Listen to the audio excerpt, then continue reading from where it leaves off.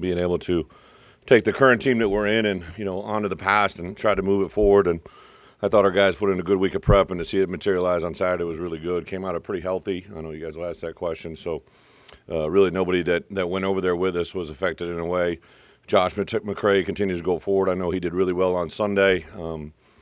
Yesterday, the doctors were upbeat. I meet with the doctors every Sunday, and I hadn't seen Josh because he didn't make the trip, but they were happy with where his running was on Sunday. So we'll wait and see where that goes. It's going in the right direction.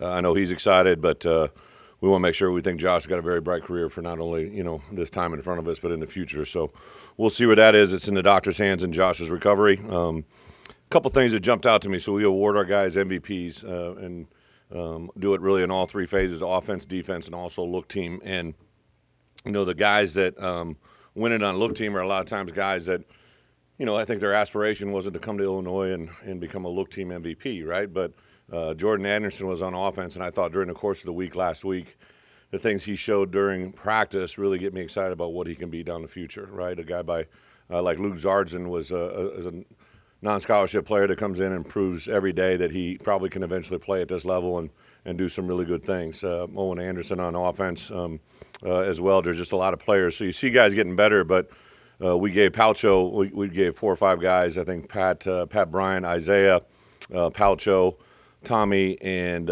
Chase were our offensive MVPs. But when I was watching the film, I thought Palcho probably played the most complete football game since we've been here, right? And a year ago when we made a request to the NCAA to get him waived to play with us this year, I know it was a big deal, but it was a big deal for me for one reason, because I thought we could take his level of play to a different level.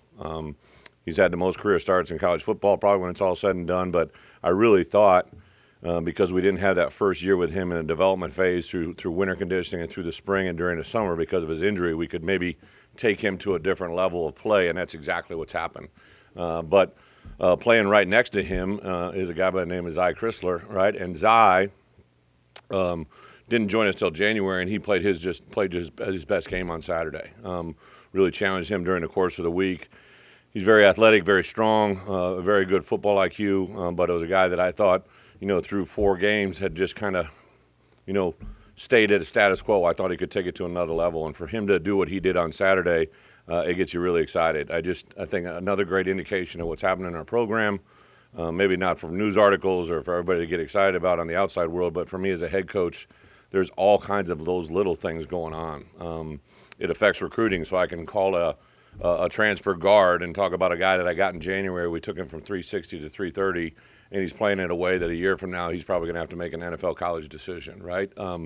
It affects us because in this new world of NIL, the things that are being afforded to our offensive and defensive linemen that are here on campus, and that I can go then into a recruit and say, hey, I can't promise you this, but this is what our players are currently getting, a $12,000 here or a $5,000 deal there. It's like very, very positive things that just continue to help our program in so many ways. When you win games, good things happen. So the byproduct of that is there's excitement, right? I met with Bret every day about, opportunities for media, and it's just steadily increased from that first week to where we are today. That now you got to start saying no, and it's my job as a head coach to teach our guys, with success brings, people that want to be around you. They want to talk to you.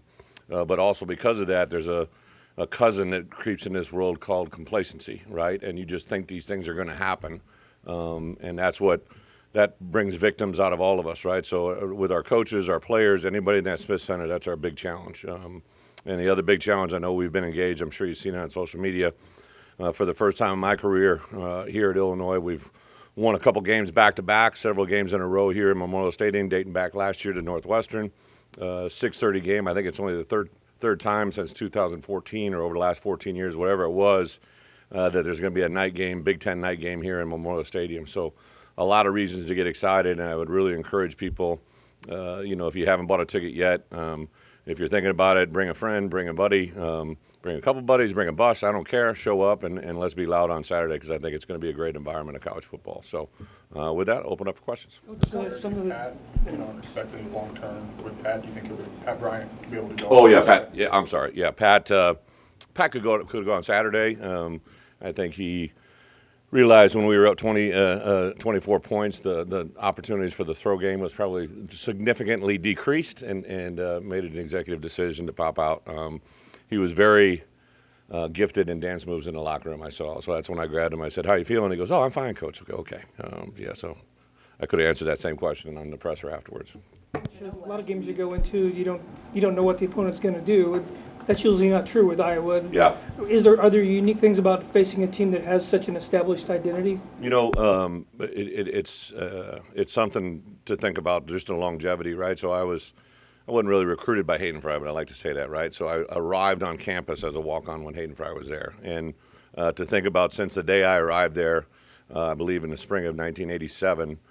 To where we are now in 2022, there's only been 2 head coaches, right? And Coach Fry did a lot of great things. I was with him, and then I was able to be with Kirk and Phil Parker, the defensive coordinator. He and I sat in that defensive meeting room over on the side. Norm Parker was across from us. Ron Aiken was in there. There's a guy by the name of Rob Smith, who's now the defensive coordinator at Duke. We sat in there and pieced that defense together and built it because it was unlike anything they had done there before. So I really owe a lot of my defensive education to those initial couple of years with Kirk at Iowa, with Norm Parker, and Phil has just continued to build that same defense layer after layer after layer. So, yeah, Coach Lane and I were watching film this morning. There's a lot of carryover that goes on offensively. Obviously, Brian has a lot of the same values that his father has and what they do offensively. Special teams, LeVar Woods. I recruited LeVar Woods. Or helped recruit LeVar Woods out of northwest corner of Iowa a long time ago when I was an assistant there. So those guys have been in place doing the things they do, but every week is a game change, game plan opportunity for everybody. And the DNA might be there, but the look may change week to week, and we got to be ready for that. Coach, I know last week your big message was this is about Illinois football, not your return. You've had a couple days to reflect on, the win and going into Wisconsin and taking them down. How do you feel? What's going through your head? Wisconsin's behind us, right? Obviously, I understand the news that happened. Reached out to Paul this morning, had a conversation with him, and, just probably a realization in today's world of college football, you never truly know the moment that you're living in. But for us, we really turned the page on Wisconsin yesterday, and that includes me. I did share with the team last night, everybody wants to make a big deal of my history at Wisconsin. I probably have more history at Iowa, right? I was a player there. I was a graduate assistant there. I got my first coaching job there. I was part of 2 staffs there. I was part of the staff that's there now. I think I probably actually have a little bit more history because it's a little bit different look at Iowa, but that doesn't factor into anything. I got the tattoo, right? The famous tattoo. A hell of an idea when you're 19, so that's just part of it. I think our guys were into the moment, but I quickly asked them to turn the page yesterday. We specifically put the game to bed, offense, defense, special teams. We had a team meeting on the front end that I talked about the game that we played. We watched the film. We came back in, and then I introduced the Iowa schedule and what we're going to do this week. And then we went into a meeting, offense, defense, special teams, about Iowa. Then we had our victory meal, and then today they have it off, and tomorrow we'll jump into our on-the-field preparation. So I get the question, but it's really not any different. You seem to take pride in developing coaches to be head Yeah. coaches. Maybe Ryan's obviously being mentioned, given what you guys are doing. So why is that a source of pride for you, and how do you try to help prepare? Yeah, when I took over my first job as a head coach, Bill Snyder actually had one of the great messages to me. I talked to everybody, right? Coach Ferentz called me that day. Coach Fry called me that day. I was obviously with Coach Alvarez. And one of the things Coach Snyder said to me, he said, what you want to do is go out and try to hire as many guys like you as you can. They may not look like you, may not talk like you, they may not have your background, your history, and your pedigree, but you want to hire as many people that want to be head coaches as you can. And that has always stuck with me. So on my first staff, I had obviously Paul Christ, who became a head coach. I had Charlie Partridge, who became a head coach. I had Dave Dorn, who became a head coach. I had Chris Ash, who a year later, who eventually became a head coach. There's a couple guys that I think are off that original staff that still have a chance to do it. And then when I came here after being around Ryan for a very short amount of time, I knew he would get a head coaching job. It's just a matter of when. So I constantly bring him in. I think Josh, as an athletic director, we both agreed, like, hey, let's do everything we can to keep him here as long as we can, but also let's prepare him so when that moment comes, he can have success. Barry Loney will be a head coach. I truly believe that George McDonald, and Kevin Kane, Aaron Henry, There's several guys I believe in our building that will eventually be head coaches at some point. It's just you can tell those things usually a lot by how they coach and how they educate their players, but also how they treat and understand the big picture, how they handle the media, their personalities, their demeanor, their dynamics. But Ryan, the good thing about Ryan, I think he's one of the most patient people I've ever been around, from the way he calls a defense to the way he manages and handles his family. Just a really, truly exceptional person that when those moments come, they'll be great. Why do you think he'll make a good coach eventually? Whenever You know, I think he understands people. He's able to, I always say this, like he's an ambidextrous recruiter. Like you can send Ryan into, L.A., you can send him into Miami, you can send him into Chicago, you can send him into Kankakee, Illinois, you can send him into Boston, Massachusetts, and he's going to be the same guy in every one of those homes that people are attracted to and want to be around. He has a very quiet confidence. I think when people come in and have to be loud to show that they're confident, that's usually false, and it's usually something that can be seen through. So I just think he carries a lot of the characteristics in the right environment to be successful. You used the term rebirth for what's happening for Tommy here at Illinois on Saturday. I'm curious, in the preseason, or when you got him, was there an emphasis about trying to make football fun for him again? And just after everything that happened to him at Syracuse and the punishment he took? Yeah. I would say it probably is a grassroots of what you just said, right? Like, I don't know if it was 86 or 96. It was a big number that he got knocked down during his last couple of years at Syracuse. And I don't care if you're a WWE wrestler. No one likes to get knocked down 86 times, right? Like, that's just not fun. So there was an emphasis on keeping him clean, making him play on his feet. He's definitely a fun guy, right, man? Like, I walked outside the stadium in Madison and said hello to some of my family, and I saw his dad. His dad came running right over, and he goes, "We're on to Illinois." I said, "Absolutely, Tom, right? We're on to Illinois," like instantaneous like that. Got a hug from his mom.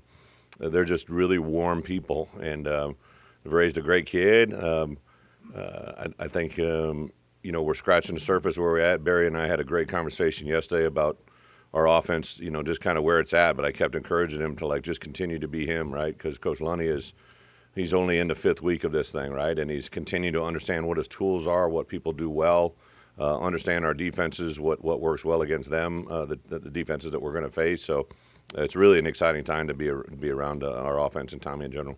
Ryan just told us that there's a lot of, not quoting directly, but wants to see improvement defensively. What does improvement look like for this defense? For the defense? Yeah. Well, first series, right?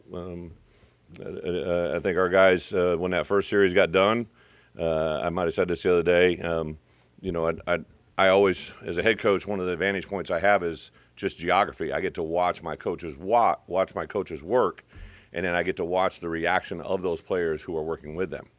And when a coach walks away, he may be heading that direction, look that way, and his player's looking right at him, and the player will do one of 3 things. He'll kind of either roll his eyes, or he'll just kind of give it a heads, or he might give it another expression, right? Like, I watch those things to see how well they're taking the coaching they're being given. And our kids, it's like they're at a Golden Corral 24/7. They just want to eat, man. They just they love the knowledge. They know that anything that they've been given to them.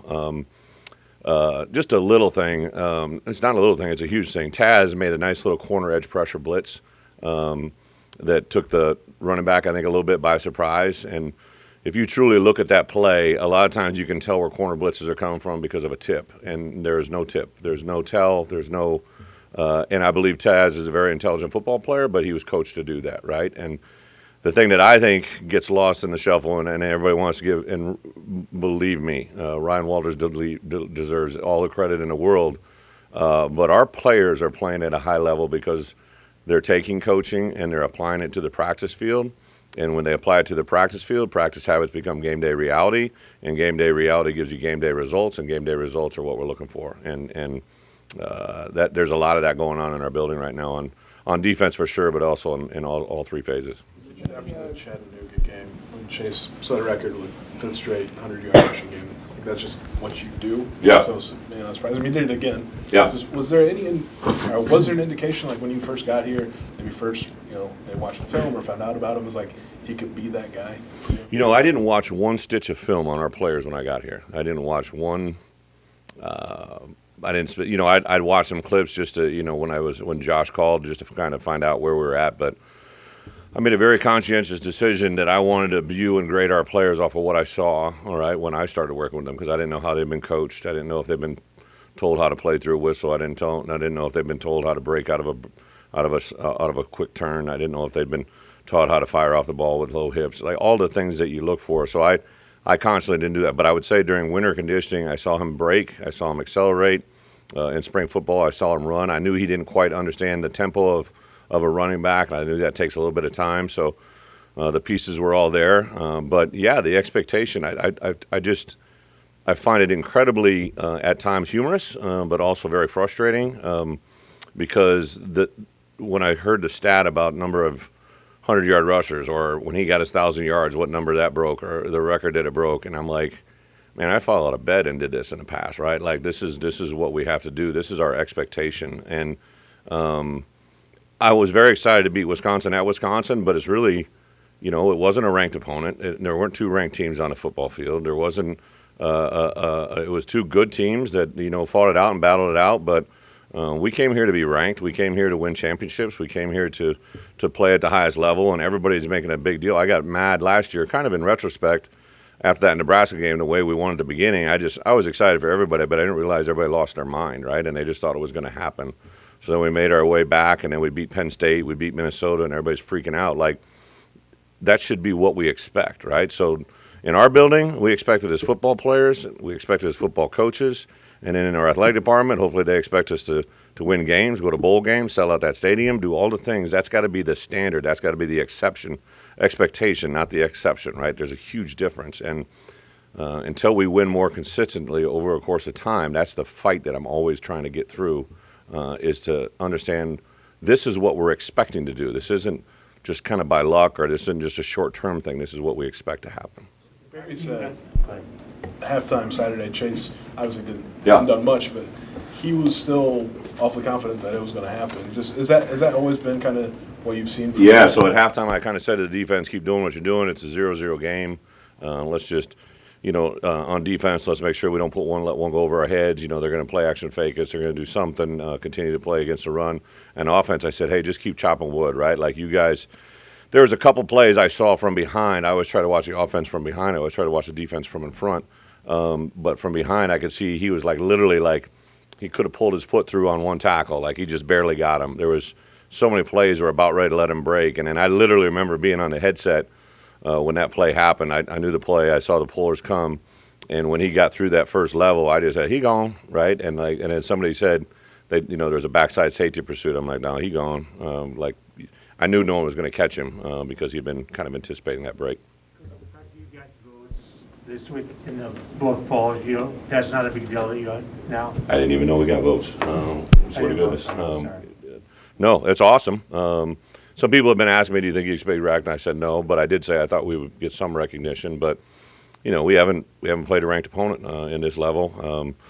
We're obviously a team that this week has got a tremendous challenge in front of us. Obviously, Iowa isn't ranked either, and I'm sure Kirk isn't. He's used to being ranked and up there in the middle of it as well. So we're kind of finding our way. I'm excited for that. That's a good indication. We've been trying to talk to our players about getting respect, right? And you get respect one day at a time. But if people are starting to respect us, that's a great thing. But we obviously got a long way to go. You mentioned that. Go back to Coach Christ. That's happened now 5 times today in the Power 5. Coaches getting fired mid-season.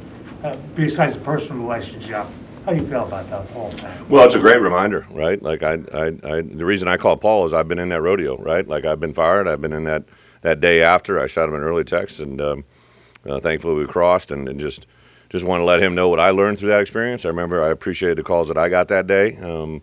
But it's a grim reminder of the world we live in. However it came about, I think it reminds me, I'm a pretty easygoing guy, right? Until I feel someone is not allowing our program to be great, that's when I have a problem, right? And I told guys when I took the job, listen, the guy you saw at Wisconsin, the guy that you were with at Arkansas has learned, right, like what brought failure. And when I see that, I'm not going to tolerate it. I don't care. We've in that building, in the Smith Center, I've transitioned out of some people that were here for a long time that I knew didn't know the path that we needed to be on, and I would do it again 100 times over because I knew where we could go, right? And sometimes those decisions aren't easy. Those are very, very hard things to do. As a head coach, you have to make hard decisions every day.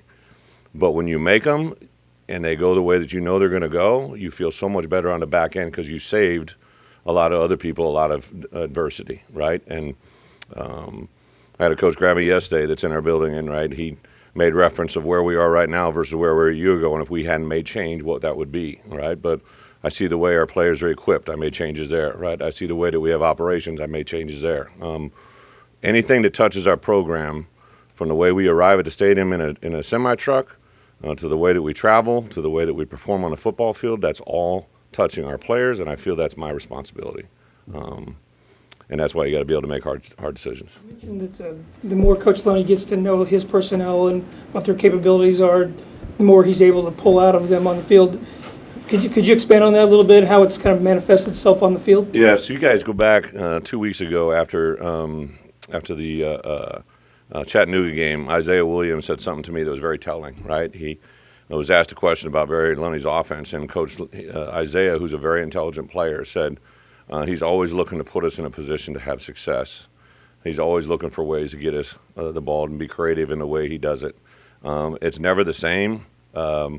If you look at us on offensive film, like we're a very unique preparation in this conference.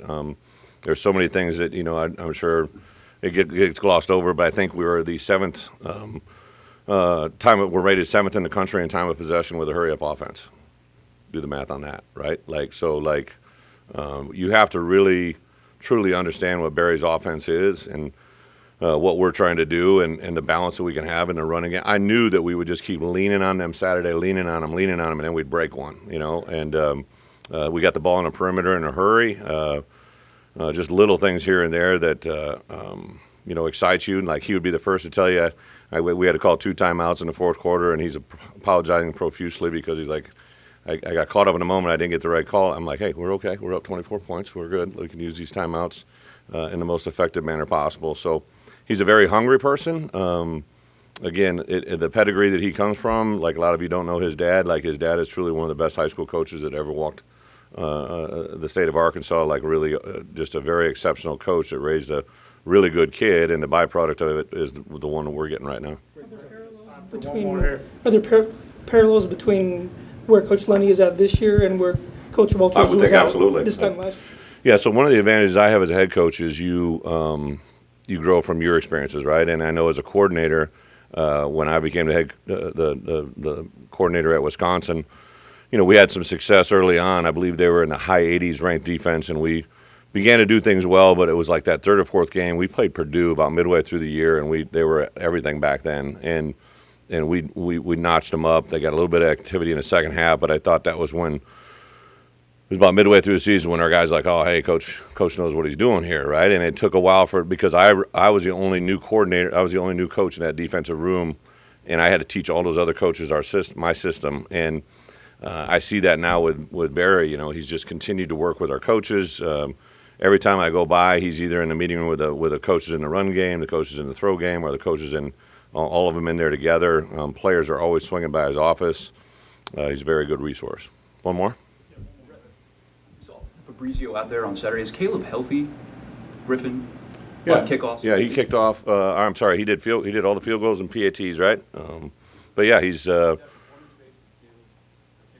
no. The part that I think it was 2 or 3 weeks ago, he got a little bit sore in a lower leg injury, and so we've been trying to work our way through that. Just felt the best chance for him to be able to help us win, right, and do what he could without putting him in jeopardy of harming it further was to stick it to him on PAT field goal. So he did that, and then Fabrizio and Will handled the kickoffs. Fabrizio started the first 2, didn't go so well. Will popped in there and obviously did very, very well. Caleb is our guy that we'd like to handle both of them, but if he can't, that will be kind of the same plan this week. Thank you.